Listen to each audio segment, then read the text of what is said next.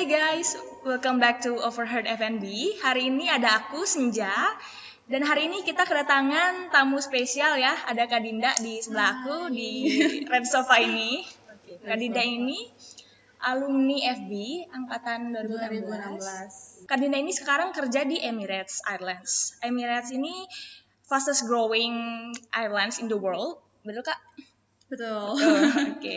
Kak Dinda boleh ceritain selama kuliah ini kemarin Kak Dinda emang udah pengen kerja di Emirates apa gimana? Gitu. Jadi pas kuliah tuh gimana ya? Sebenarnya kayak agak random gitu sih. Aku tuh kayak pengen kerja di hotel tapi pengen jadi pramugari juga, kayak bingung gitu loh, kayak soalnya kalau misalnya pramugari tuh denger cerita dari orang-orang tuh kayak tes keberapa kali baru keterima gitu ya. Jadi kayak jadi aku kayak mikirnya pengen kerja di hotel dulu tapi sambil ikut-ikutan rekrutmen pramugari gitu. Jadi nah kebetulan pas sebelum sidang ada rekrutmen jadi coba. Tahu dari mana tuh Kak ada rekrutmen?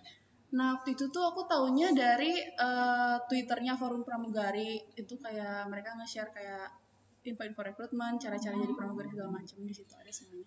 Oke. Ceritain dong Kak, waktu Kakak daftar tuh gimana? Waktu aku ikut rekrutmennya, jadi pertamanya tuh kita tuh harus apply online. Nah di website kita isi data diri segala macam, terus nah di situ kebetulan rekrutmen akunya tuh itu invitation only. Jadi kita harus apply online terus tunggu email si invitation itu. Ntar tuh bakal ada kayak tempat, jam segala macam gitu ya waktunya. Terus aku coba apply online, terus kebetulan waktu itu teman-teman aku udah pada dapat si invitation itu, tapi aku tuh enggak gitu. Nah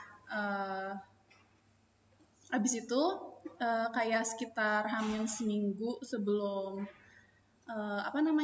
si rekrutmennya, aku dapat email kalau misalnya aku disuruh datang ke rekrutmennya nanti aja gitu. Intinya nanti aja setelah aku 21 tahun. Nah itu tuh aku 21 tahunnya tuh Oktober, dan itu tuh bulan Juli ya. Terus ya di situ bingung lah, kayak gimana nih kayak gitu ya, sedih juga gitu ya. Maksudnya kayak belum apa-apa udah nggak diterima gitu ya. Terus udah gitu di situ kayak aku kan nanya ke kakak aku, ya udah ntar aja, udah 21 tahun. Tapi aku di situ mikir kayak, tapi aku nggak tahu kapan Emirates kesini lagi, karena aku tuh jujur kayak sebelum kayak tahu rekrutmen ini tuh aku tuh sering kayak lihat-lihat di Instagram segala macam kayak Emirates kayak cabin crew-nya gitu-gitu, soalnya kayak seneng aja warna merah gitu ya, kayak lucu. Terus gitu aku kayak masih mikir kayak sayang banget kalau aku nggak ikut gitu ya. Terus abis itu teman aku Sisi, dia ngomong kayak ya udah coba aja, kayak gak akan tahu gitu, lagian experience juga bagus, kayak at least kamu tahu gimana rekrutmen untuk cabin crew itu, kayak jadi pengalaman juga kayak gitu. Terus itu tuh setahun sekali Emirates ke Indonesia apa gimana? Nah waktu itu sebelum pandemi tuh mereka kalau nggak salah 6 bulan sekali deh. 6 bulan sekali? Kayak 6 bulan apa 3 bulan, soalnya kayak dengar sih kayak mereka lagi butuh banyak kru waktu itu, karena di Dubai itu kan ada Expo 2020, tahu kan? Nah itu tuh kayak mereka jadi butuh banyak kru gitu segala macam. Kayak tahunnya pandemi. Ya, jadi gitu. Kalau pandemi nggak ada ya? Iya, sayangnya belum ada lagi, mereka belum open lagi. Semoga ya secepat ini mereka ada lagi. Amin. Terus selama di hari H-nya gimana tuh Kak? Hari H-nya. Nah, gimana tuh? Ya jadi aku datang nih, terus tanya-tanya temen kan lokasinya di mana, karena aku nggak dapet si undangan itu. Terus udah gitu datang ke Kempinski Jakarta pagi-pagi. Nah di situ tuh waktu itu pokoknya kayak total seharian tuh yang datang tuh sekitar 400 orang. Dan aku tuh kan datang yang batch paginya. Terus hari pertama tuh jadi di situ namanya tuh open day kan. Dan hari pertama tuh kita cuma CV drop aja. Kayak di situ tuh pas rekrutmen aku ada 2 rekruter. Jadi kita tuh disuruh baris, kita kasihin CV, dan di situ tuh kayak kita ditanya cuman kayak beberapa pertanyaan doang, kayak sekarang kesibukannya apa, terus kayak pokoknya ditanyanya yang related sama CV kita, jadi kayak ya pertanyaan yang kita bisa jawab lah gitu. Nah di situ kan kita kayak first impression gitu loh sama recruiter, jadi ya pokoknya kayak make it the best gitu, kayak maksudnya kayak buatlah bakat berkesan gitu. Jadi karena kita cuman punya waktu 15 detik itu, jadi itu pertanyaan 15 detik atau enggak pertanyaan, jadi kayak mereka lihat CV kita terus udah gitu ya, maksudnya iya pertanyaan tapi kayak enggak pertanyaannya kayak interview gitu, maksudnya kayak dia tuh cuma nanya kesibukannya apa sekarang, terus nanya waktu itu kan ada di salah satu pengalaman kerjaku, aku masukin tuh si Asian Games waktu itu ya, yang job training juga ya dimasukin. Job training, terus aku kan sempet kayak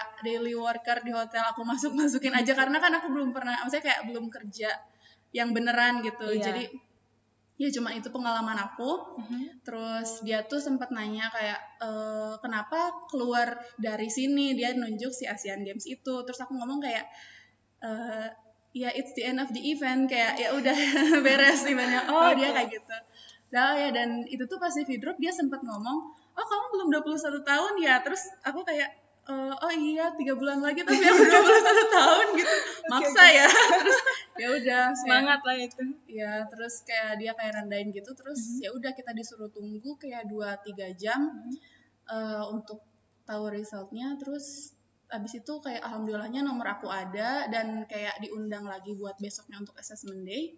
Terus ya udah deh, aku hari keduanya ceritain sekarang aja. Boleh. Jadi di si assessment day itu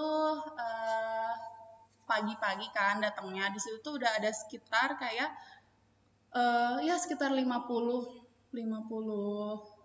orang lah ya. Itu tuh udah diseleksi gitu dari 400? Udah, ya jadi keren banget ya Kak Dinda berarti. Alhamdulillah, ini kayak laki lagi.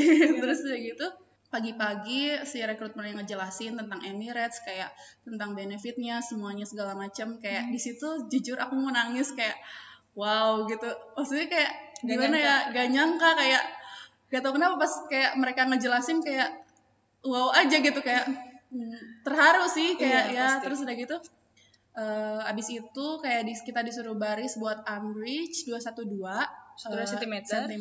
Kita suruh, saya yang cewek suruh lepas heels karena kan kita yang penting butuhnya kita bisa buat nutup si head track di pesawatnya kan. Ya. Terus udah gitu abis itu kita suruh tunggu, terus mulailah si focus group discussion. Jadi ada dibagi 2 focus group discussionnya. Yang pertama kita tuh dibagi menjadi beberapa grup, dan aku waktu itu dapat grup aku tuh 3 orang, dan kita tuh dikasih kayak foto, kita tuh suruh presentasiin si foto itu, terus presentasiin selama kalau nggak salah 30 detik. Jadi kayak ya kita tuh kayak 10 detik gitu ya, karena 3 orang. Terus udah beres, terus kita disuruh keluar kayak nunggu sekitar 15 menitan. Nanti dikasih tahu kayak resultnya. Terus alhamdulillahnya nomor aku dipanggil lagi untuk ya ke tahap selanjutnya. Nah di situ masih fokus group discussion juga. Jadi di fokus group discussion yang kedua tuh lebih ke problem solving gitu. Jadi mereka tuh nggak ngelihat bener atau salahnya jawaban kita. Jadi bagaimana kita berargumentasi, terus cara kita solving problemnya. Iya, problemnya. Jadi kayak gimana kita berinteraksi sama orang-orang, karena kan itu kayak kita kayak ngobrol aja gitu. Terus ya kayak gitu, fokus group discussion yang kedua. Terus abis itu kita tuh dipanggil satu-satu untuk kayak semacam interview, tapi cuman 1 pertanyaan. Waktu itu aku ditanyanya kayak stressful situation kayak gitu di kerjaan kamu gitu. Terus ya udah aku jawab. Terus udah gitu abis itu kita disuruh keluar lagi kayak makan siang segala macam gitu, disuruh break. Terus alhamdulillahnya kayak nggak percaya di situ tuh udah tinggal 10 orang lagi 10 gitu. 10 orang ya? 10 orang lagi dipanggil lagi nomor aku. Terus udah gitu kita tuh disuruh kayak isi data-data gitu segala macam. Udah tuh jadi kita tuh tes bahasa Inggris sama psikotesnya tuh online. Jadi kita abis isi data-data kita pulang dan kayak malam-malamnya ngerjain si psikotes sama tes Inggris itu. Kalau sebenarnya itu kayak gimana ya, aku yakin lah anak STP bisa, maksudnya kayak bahasa Inggrisnya tuh kayak lebih ke fill up the blank kayak gitu, jadi kata-kata gitu, yakin lah pasti bisa anak STP. Ya gitu. Terus basic lah ya, basicnya kayak gitu. Terus udah gitu hasilnya tuh bakal di email malam ini, katanya malam itu juga gitu. Malam itu juga, jadi cepet si prosesnya tuh cepet. Nah kalau misalnya maksudnya kayak lolos si tes itu, kita lanjut ke final interview. Nah final interview tuh kita video call, jadi dianya di Dubai, si HR-nya di Dubai, kitanya di sini kan. Ya udah di situ aku tuh final interviewnya ambilnya kan karena di situ tuh bulan Juli tuh sidang ya. Terus udah gitu aku tuh kan milihnya kayak mendingan setelah sidang aja deh kayak gitu. Terus aku masih belum tahu jadwal sidang aku kapan, kayak cari aman aja kayak beberapa hari setelah minggu-minggu sidang gitu. Dan kayak dapatnya tuh aku sidang hari Jumat, final interview hari Minggu. Jadi kayak bisa milih gitu. Bisa, kita bisa milih kayak ya, jadi paniknya double ya, habis sidang ya. langsung final interview. Double banget itu ya. Terus kalau untuk requirement-nya untuk cabin keeper, requirement-nya aku boleh lihat kan? Boleh. Sebenarnya ada di website, tapi aku lihat biar jelas ya. Di sini tuh mereka harus 21 tahun, terus Amris 212 cm, terus minimal tingginya 160 cm. Bisa lah ya, next level. Terus minimal sekolah kelas 12, jadi SMA, lulusan SMA. Terus yang pasti lancar berbahasa Inggris. Terus gak ada, maksudnya di sini gak ada tato yang terlihat kalau kita pakai seragam gitu. Sebenarnya boleh, tapi yang ketutupan seragam. Dan kita tuh harus declare juga pas itu. Jadi kayak kalau misalnya kita punya tato, si rekruternya ngeliat gitu, terus kayak kalau misalnya ketutupan seragam, oke lah kayak gitu. Terus ya pasti bisa beradaptasi sama orang-orang baru, tempat baru, terus situasi baru, semuanya kayak gampang beradaptasi gitu ya. Terus dan yang terakhir harus berat badan harus sesuai BMI. Jadi enggak strict sih, maksudnya kayak kalau Kak Dinda tuh waktu ngukur BMI-nya ngukur sendiri dulu atau langsung tes aja kayak gitu? Waktu itu aku BMI-nya ada kan kayak di website gitu, terus kayak masuknya ke yang normal weight-nya ya, pasti yang normal weight, nggak ya underweight atau overweight gitu. Terus sekarang Kak Dinda ceritain dong waktu Kak Dinda siap-siap pindah ke Dubai. Ya. Apa yang harus disiapin?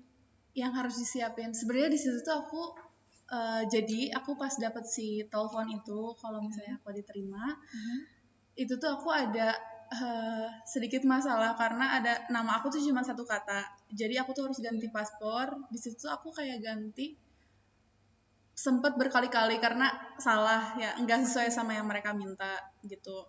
Jadi asalnya tuh aku dikasih tahu date of joining aku tanggal 1 November, tapi karena itu jadi dipospon sampai akhir November. Terus kayak gimana ya, agak seneng tapi sedih juga gitu ya, kayak seneng karena bisa lebih lama sama keluarga, tapi sedih karena kayak pengen cepet-cepet juga, excited gitu ya. Terus sabar ya. Terus udah gitu akhirnya udah berangkat aja. Nah di sana gimana ya, pertama kali aku ke negara Middle East Dubai, terus seneng sih, maksudnya kayak dapat kesempatan buat kayak tinggal di negara yang benar-benar multicultural gitu ya, kayak dari mana-mana. Terus jadi kita tuh dikasih flat. Nah kebetulan di apartemen aku tuh ada 3 room gitu ya, satu flat itu. Terus aku di situ si flatmate aku tuh yang satu dari Malta, yang satu dari Poland. Jadi ya jadi ada maksudnya tinggal sama orang yang bener-bener kayak gimana ya, unexpected gitu loh, kayak dari maksudnya satu budaya sama kita, bener-bener kayak ya gitu. Untungnya mereka kayak super baik gitu sama aku, jadi welcome gitu. Terus abis tuh sebenarnya aku nggak ngerasa, maksudnya kayak nggak terlalu ngerasain kayak culture shock gitu di sana gitu. Soalnya karena jadi gimana ya, di sana tuh aku mungkin karena sibuk juga di sana, begitu datang tuh langsung kayak prosesnya segala macam gitu, proses induction segala macam seminggu, terus udah gitu mulai training 8 weeks. Oh itu gitu. langsung induction waktu Langsung berapa jadi, hari itu Kak? Maksudnya dari Kakak datang berapa hari sesudahnya induction? Jadi aku tuh datang tanggal 28 November, terus induction itu mulai 1 Desember deh kalau nggak salah. Oh, okay. Jadi ya langsung, terus udah gitu apa namanya, habis induction seminggu langsung masuk ke training. Dan di sini ya salah satu yang menurut aku ini challenging buat aku, karena aku bener-bener nol banget tentang aviation, tentang ya aircraft segala macam gitu. Jadi bener-bener belajar, misalnya kayak harus gitulah, kayak bener-bener belajar bener-bener gitu loh, soalnya takut nggak lulus juga gitu ya. Emang ada kayak, yang lulus Kak tuh? yang nggak lulus ini dari trainingnya kan ya. Kalau induction cuman kayak oke. perkenalan gitu segala macam. Terus dari trainingnya? Dari trainingnya sebenarnya nggak ada yang nggak lulus, cuman yang ngulang ada gitu. Jadi ya harus benar-benar belajar gitu. Terus ya jadi si trainingnya tuh, kita bahas training. Iya. Ya. Jadi si trainingnya tuh pertama ada safety and security, safety and emergency procedure. Terus udah gitu ada medicalnya juga. Medicalnya setelah itu, jadi medicalnya cuma seminggu kalau nggak salah. Itu ngapain tuh Kak?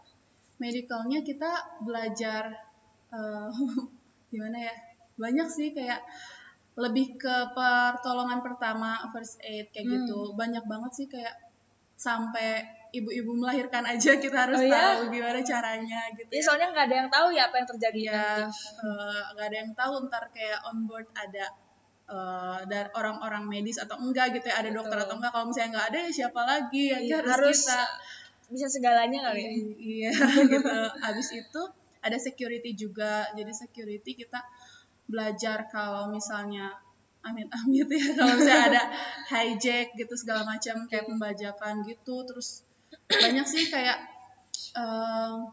ya security ngamanin gitu. Jadi harus bisa ya gitu, multitasking gitu. Betul. Terus udah gitu abis itu udah deh service. Nah service menurut aku enak sih, karena aku udah belajar service juga kuliah gitu ya. Jadi kayak ya udah itu tuh terakhir. Abis itu welcome on board day, udah abis itu terbang mulai. Ya. Terus kalau service tuh di hotel sama di pesawat tuh gimana? Ada perbedaan yang menonjol nggak?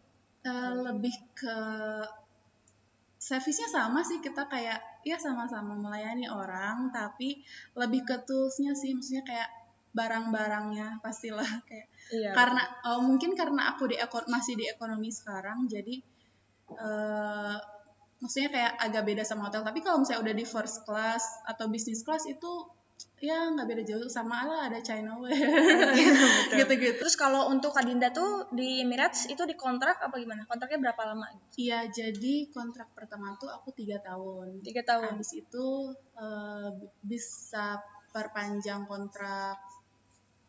kontrak lagi gitu. Itu tuh berdasarkan kita atau based on mereka? Nah, aku dengar sih dari krunya katanya, jadi perpanjang kontraknya tuh kalau misalnya dilihat dari performance kita. Kalau misalnya kitanya bagus, recordnya segala macam, perpanjang kontrak lagi, kayak kontrak renewal lagi 3 tahun. 3 tahun. Tapi kalau misalnya ada sesuatu, kontrak renewalnya setahun gitu. Jadi per 1 tahun gitu. 1 tahun. Tapi karena aku masih di kontrak pertama, jadi masih 3 tahun sekarang. Gitu. Terus oh iya nih, Kak Dinda tuh dapat annual leave nggak sih setiap tahunnya? Dapat. Jadi berapa lama tuh Kak? Per tahunnya tuh kita dapat 30 hari. 30 hari. Cuman kalau misalnya ada kayak tanggal merah gitu, per tahun diakumulasiin, terus kita dapat juga kayak diakumulasiin kayak sekitar misalnya 10 hari. Jadi kita dapat 40 hari. 40 hari. Lumayan lah ya. Oh iya, terus sekarang nih Kak Dinda tuh lagi leaves ya. Iya. Jadi kita beruntung banget nih kedatangan Kak Dinda. Iya. Beruntung banget, pas banget lagi kita bikin podcast, Kak Dinda lagi di Indonesia. Terima kasih Kak Dinda loh. Sama-sama. Terima kasih juga udah undang. Setelah setahun gimana tuh Kak? Ada ini nggak? Kayak homesick segala macam atau? Iya pasti. Maksudnya kayak gimana ya? Mungkin pas awal-awal karena aku sibuk training segala macam, terus aku tuh mulai terbang, maksudnya terbang tuh yang produktif ya sebelum pandemi ini tuh kayak kurang dari 2 bulan ya kalau salah, 1,5 bulan. Dan situ kayak sibuk, jadi aku maksudnya kayak mungkin bukan lupa juga sih, jadi kayak nggak homesick gitu. Nah, nggak ada waktu buat sedih lah ya kayak. Terus udah gitu setelah pandemi, apalagi lebaran, puasa, kayak ya sedih gitu, setiap video call nangis gitu. Oh iya. Aku malu ceritain. Tapi ya pastilah ada perasaan kayak gitu, sedih. Iya pasti. Jadi ya kalau jadi flight attendant ya pasti kehilangan momen-momen seperti itu ya Kak. Iya. Hotelia juga. Iya, sama. Banyak sih pekerjaan ya, bukan cuma hotel. Nah, next topik nih. Kak Dinda udah ngunjungin berapa negara sih Kak? Selama di Emirates. Iya. Selama di Emirates kayaknya sekitar 9 apa 10 negara. Oke. Karena sebelum pandemi ya. Pandemi. Ya. Ceritain dong Kak.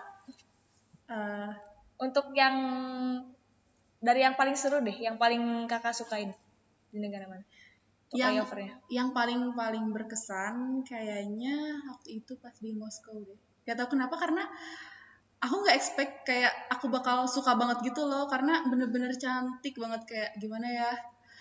Di situ tuh padahal aku kesana bulan Februari, masih deket Christmas nggak sih di situ. Tapi kayak di situ bener-bener kayak lampu-lampu kayak Natal gitu loh, lucu banget, kayak ya pokoknya cantik banget lah. Terus udah gitu kayak, dan di situ pas banget aku kan layover sama kru-kru lain, terus kayak baik-baik banget semua, tahu kan aku kayak masih baru, terus mereka kayak baru-baru welcome gitu.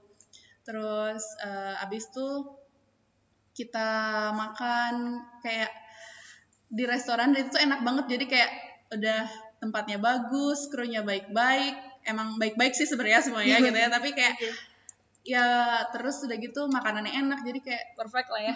Kayak di situ ya pengen kayak gitu lagi. Itu berapa lama sih Kak rata-rata? Layover rata-rata 24 jam biasanya. Cuman kalau misalnya kita dapet yang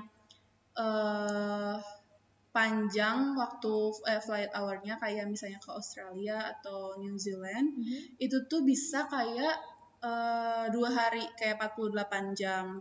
Apalagi New Zealand kayak 3 harian gitu, karena kan udah lama, terus di sana time zone-nya beda gitu. Betul. Jadi jet lag segala macam gitu. Gimana sih Kakak kalau ngatasin jet lag kayak gitu-gitu? Sebenarnya jujur aku masih belum bisa. Karena kan kayak maksudnya aku baru waktu itu ke Sydney, maksudnya ke negara yang bener-bener waktunya beda banget tuh, ke Sydney. Dan itu baru sekali kayak ke Australia, maksudnya kayak Australia baru sekali, dan di situ aku juga nggak bisa, kayak masih baru-baru lah ya, kayak ngatur waktunya kayak masih belum bisa sih. Belum bisa. Ya. Nantilah harus banyak kerja lagi. Tapi tetap bisa lah ya. Tetap harus profesional pas kerja, walaupun nggak kurang tidur segala macam. Nah itu gimana sih Kak kalau misal kurang tidur segala macam, Kakak ngatasinnya gimana? Jadi minum suplemen kah atau? Iya, jadi biasanya sebelum kerja tuh aku pasti minum vitamin, dan kalau misalnya udah gak kuat banget, aku minum kopi. Gak tau kenapa sekarang kopi tuh bener-bener kayak berguna, yang ngaruh banget. Dulu biasa aja, tapi sekarang bener-bener ngaruh, apalagi kayak cuman espresso gitu doang udah.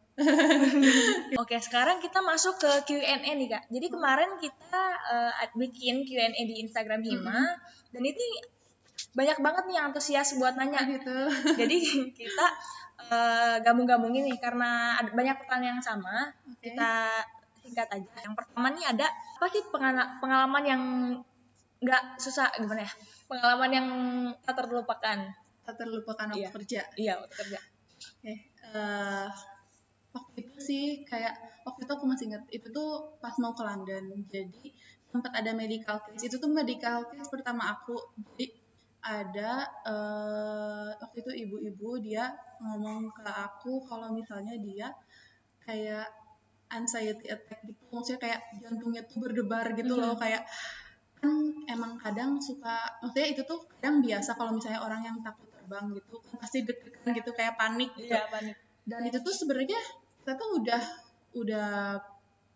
kayaknya udah 3 jam deh di atas, kayak maksudnya udah 3 jam terbang, 3 jam flightnya, kayak dia kayak cerita kayak gitu, kayak kita terus itu tak terlupakan karena itu medical case pertama aku. Jadi di situ si ya ibunya kayak apa namanya, dia panik gitu, terus kayak kita tanya ada traveling sama siapa enggak, terus ternyata sama anaknya. Terus di situ kita ya lakuin sesuai prosedur yang kita udah belajar di medical training waktu pas training, kayak kasih oksigen segala macam gitu, segala macam. Terus abis itu supervisor aku tuh dia telepon, kita ada ground medical, jadi kita bisa, jadi dari flight deck dari cockpitnya kita bisa telepon ground medical. Jadi, nah di situ dia telepon si rumah sakit itu kayak kita harus gimana gimana, terus sama mereka dikasih advice kalau misalnya kita harus pakai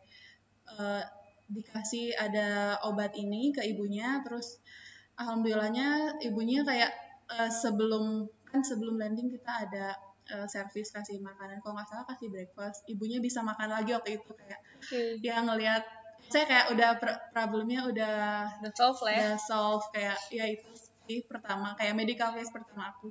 Terus Kak Dinda gimana perasaannya tuh? Panik atau gimana? Agak panik sih, soalnya takut ya, maksudnya kayak lagi pandemi gini kita Betul. maksudnya kayak kita gak bisa percaya sama siapa-siapa gitu, kayak maksudnya harus benar-benar bersih, terus kayak ada medical case gitu, kita itulah intinya. Jadi kita harus tetap profesional ya, meskipun kita panik tetap harus kelihatan biasa aja. Iya benar, kayak itu tantangannya ya Kak. Ada lagi nggak yang menarik yang tak terlupakan? Yang tak terlupakan apalagi ya, kayaknya selebih dari itu kalau di flight sih nggak banyak ya, maksudnya kayak masih kayak normal kayak gitu, biasa, masih baru-baru. Yang kedua ini ada cara agar luas kepada tamu dengan kepribadian pemalu. Oke. Gimana nih Kak? Karena aku pemalu juga, jadi wah, cocok nih pertanyaannya berarti nih. Sebenarnya lebih karena ini personal ya, jadi kayak servis tuh lebih kayak orang per orang gitu. Jadi maksudnya kayak coba berani aja dan coba lebih fleksibel gitu. Jadi maksudnya senyamannya kita aja gitu. Profesional ya intinya. Profesional. Okay. Next questionnya, tips lolos seleksi. Tips lolos seleksi sebenarnya ini aku juga lihat dari kayak tips-tips cabin crew yang cabin crew yang ngasih tips-tips di YouTube segala macam gitu, karena nggak ada sumber langsung dari rekruternya. Jadi mereka tuh lebih cari ke yang natural gitu loh, yang nggak dibuat-buat, kayak ya bener-bener jadi diri kita sendiri pada saat rekrutmen dan saat interview juga. Jadi semuanya dinilai dari situ. Mungkin kayak ya HR pasti bisa lihat lah ini kayak orangnya maksudnya beneran atau enggak gitu-gitu. Jadi lebih jadi diri kita sendiri, natural gitu. Oh iya Kak, ceritain dong waktu tadi final interviewnya itu apa aja? Gitu. Kalau final interview waktu itu lebih ke sama sih, pertanyaannya itu related sama CV kita. Tapi di situ tuh mereka nanyanya lebih benar-benar spesifik gitu loh. Jadi misalnya contohnya challenging situation mereka nanya. Nah, kita udah jelasin nih, tapi mereka tuh kayak pengennya tuh lebih ke kronologinya gitu. Jadi kita tuh harus benar-benar ingat kronologinya gimana pada saat itu gitu. Jadi banyak sih challenging situation, stressful situation, kayak lebih ke pertanyaan-pertanyaan kayak gitu. Jadi kalau misalnya kayak gitu, maksudnya kalau misalnya jadi kita harus siapin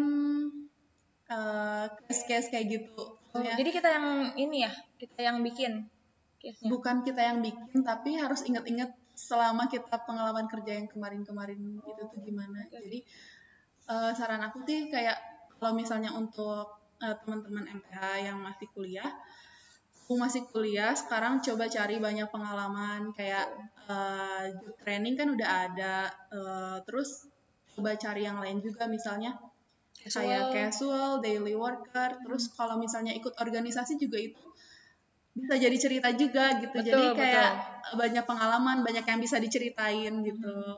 Kalian juga banyak dapat banget ya dari job trainingnya? Gak banyak banget sih, karena random juga, karena kan aku sempat daily worker juga di hotel. Terus apa sih, aku sempat ceritain juga pengalaman, maksudnya kayak bukan pengalaman, jadi kayak ceritain di Nusantara deh kalau nggak salah. Jadi karena si rekruternya tahu aku baru lulus, jadi dia tuh sempat ngomong kayak, ya udah kalau misalnya nggak ada di pengalaman kerja kamu bisa ceritain yang di university kamu. Jadi aku sempat ceritain juga. Jadi mumpung sekarang masih ada waktu buat persiapin, cari pengalaman juga, kayak biar bisa banyak yang diceritain sama interviewernya gitu. Kak cerita apa tuh Kak? Ceritain Nusan yang mananya tuh? Nusantara udah agak lupa. Kayaknya tuh sempat pas yang kayak, pokoknya kan di situ kita yang dikejar-kejar dosen segala macam. Jadi intinya tuh kayak challenge-nya di situ kayak kita harus craft-nya harus bisa, kitanya itu kayak bener-bener tekanan gitu, yang dibawa tekanan under pressure-nya gitu. Ceritanya sempat yang mana ya? Udah agak lupa jujur, tapi ya itu kalau nggak salah kayaknya di week kayak ke-11 gitu kan, kayak kalian udah harus bisa nih. Kita sebagai manajer juga ya bertanggung jawab untuk kalian, dan waktu itu kalau nggak salah kayak masih ada salah-salahnya segala macam gitu. Itu agak complicated sih ngejelasinnya, karena kan mereka nggak tahu kayak how Nusantara works gitu. Jadi ya gitu. Nusantara ke bawah lah ya. Ke bawah. Oke, yang selanjutnya ini hal tersulit selama kakak kerja dan solusinya seperti apa? Menjadi struggle. Mungkin di awal-awal ya, karena aku benar-benar pokoknya sebelum dari Emirates tuh jujur aku naik pesawat cuma 2 kali pas job training doang. Ya, di Thailand ya kakak ya? Iya, di Phuket waktu itu. Dan kayak maksudnya aku kan di situ kayak baru, mana aku tahu kayak di dalam pesawat tuh kayak maksudnya apa sih, kayak seluk-beluknya gitu loh. Soalnya ya gitu. Terus kayak awal-awal pasti kayak susah banget gitu, apalagi pas trainingnya yang benar-benar susah. Pas di safety and emergency itu kayak benar-benar dari awal banget. Lebih ke trainingnya sih yang benar-benar menantang untuk aku. Lebih siap juga kali buat flightnya. Ya betul. Kita lanjut ya kak ke next question. Ini ada pertanyaan, apa sih hal yang bikin kakak yakin untuk meraih impian? Untuk yakin, jadi pertamanya kita yang pasti harus yakin sama diri kita sendiri dulu. Gitu, harus percaya kita tuh pasti, maksudnya bisa gitu, kayak bakal ada di titik itu gitu ya, kayak sugestiin diri kita sendiri, pasti bisa. Terus jangan ada pemikiran kayak enggak mungkin bisa gitu. Jadi ya harus sugestiin diri kita sendiri. Positif lah ya, dan positif. Juga ikhtiar, usaha, doa orang tua. Nah itu kakak gimana sih waktu ini nyari-nyarinya, info-infonya, materi-materi tentang interview kayak gitu. Untuk interview aku cari-carinya dari YouTube banyaknya, karena kan banyak kru yang sharing-sharing gitu. Tapi mereka banyak juga sih yang blog, cuman aku lebih into video aja, males baca gitu. Terus ya aku lihat-lihat di situ sampai kayak aku pas assessment day juga aku lihatnya dari situ semuanya, dan kayak bener-bener keluar semuanya gitu loh. Jadi kayak itu tuh bener-bener berguna banget, kayak cari tahu gitu-gitunya. Dan sharing-sharing juga kali ya kak? Iya, banyak orang terdekat. Iya benar. Aku waktu itu sempat sama sepupu aku sih, kayak ini gimana ya, gini. Jadi kayak ada dari dua sudut pandang gitu. Jadi lebih maksimal untuk persiapannya. Yang selanjutnya, kakak pernah insecure nggak sih? Dan gimana cara kakak ngatasinnya? Oh pasti itu. Apalagi pas training itu kan, aku tuh sebenarnya di batch aku Asia sendiri, kayak aku tuh ya semuanya tuh rata-rata dari Eropa, US cuma satu sih, cuman ya rata-rata Eropa. Dan kayak mereka tuh biasa ngomong, maksudnya emang Inggris tuh bukan native language mereka, tapi mereka tuh bener-bener fluent gitu loh. Dan aku tuh di situ kayak what is English gitu, kayak apa gitu, kayak bener-bener ya gitu. Tapi maksudnya karena itu bukan bahasa ibu aku juga, jadi ya pede aja gitu. Dan sekarang mungkin ya aku udah bisa lumayan lebih percaya diri lagi karena emang itu bukan bahasa ibu aku, jadi kayak ya udah gitu. Maksudnya pede aja gitu. Iya, selama kita bisa berinteraksi ya Kak, iya, dan mengerti intinya kan satu sama lain komunikasi gitu. Ya lebih ke bahasa sih awalnya pas di sana, karena ya ngelihat orang-orang yang bahasa Inggrisnya lebih fluent gitu, jadi kayak ya pastilah ada insecure kayak gitu. Cuman ini ya kali Kak, jadi pembelajaran buat kita kali ya. Iya betul. Yang terakhir nih, ada pesan gak Kak untuk adik-adik yang masih kuliah? Ada yang masih kuliah. Duh, ada. Apa ya? Intinya mumpung sekarang kalau misalnya ada yang berminat untuk jadi kru, cabin crew, sekarang mumpung masih ada waktu sambil nunggu lulus, cari banyak pengalaman karena itu tuh benar-benar berguna banget. Kayak bisa dijadiin cerita untuk interviewer, terus kayak kita udah bisa terlatih gitu. Maksudnya kayak banyak pengalaman, banyak cerita, kayak kita bisa lebih profesional lagi ke depannya gitu. Oke. Ya. Ada lagi gak untuk adik-adik? Adik-adik. Yang sekarang lagi gimana kan sekarang lagi pandemi nih, kuliah online, praktek online, ada nggak Kak untuk penyemangat gitu? Ya pasti tetap semangat aja walaupun sekarang semuanya online, nggak bertatapan langsung, tapi nggak jadi alasan untuk tetap bisa kuliah gitu. Semuanya sekarang bisa lah misalnya online gitu, semua bisa dilakuin online. Do your best lah ya. Ya, do your best. Kayak all the best, everything. Well, sekarang semuanya udah kejawab nih Kak, udah kejawab semua. Alhamdulillah. Kak Dinda, sebelum ini mau ada yang disampaikan nggak untuk siapapun itu? Pertama pasti untuk Hima, makasih udah undang aku untuk datang ke sini. Aku seneng kayak sharing-sharing kayak gini karena dulu aku juga cari informasi juga susah, maksudnya kayak aku nggak bisa tanya langsung ke orang gitu ya tentang pengalaman-pengalaman ini. Jadi untuk kalau misalnya ada teman-teman yang mau tanya-tanya, jangan sungkan-sungkan, langsung aja gitu ya. Terus ya salam-salam juga untuk dosen-dosen, terutama ya dosen-dosen MTH, Bu Hana. Pembimbing aku dan Pak Dodi. Halo Bu Hana, halo Pak Dodi. Ya. Teman-teman, untuk teman-teman pasti The Blue Horses, MTH A reguler ya, pasti I miss you guys. Ya. Kak Dinda, terima kasih banyak ya udah nyempetin waktunya buat kita. Ini juga. Kita senang banget nih Kak Dinda udah datang ke sini. Aku senang juga. Kita beruntung ya Kak Dinda lagi di Indonesia sekali lagi. Oke, jadi diharapkan podcast ini bisa jadi bisa jadi sumber informasi untuk teman-teman sekalian dan kakak-kakak sekalian. Mungkin segitu aja dari kami. Bye. MTH selalu di hati. Intinya tuh jangan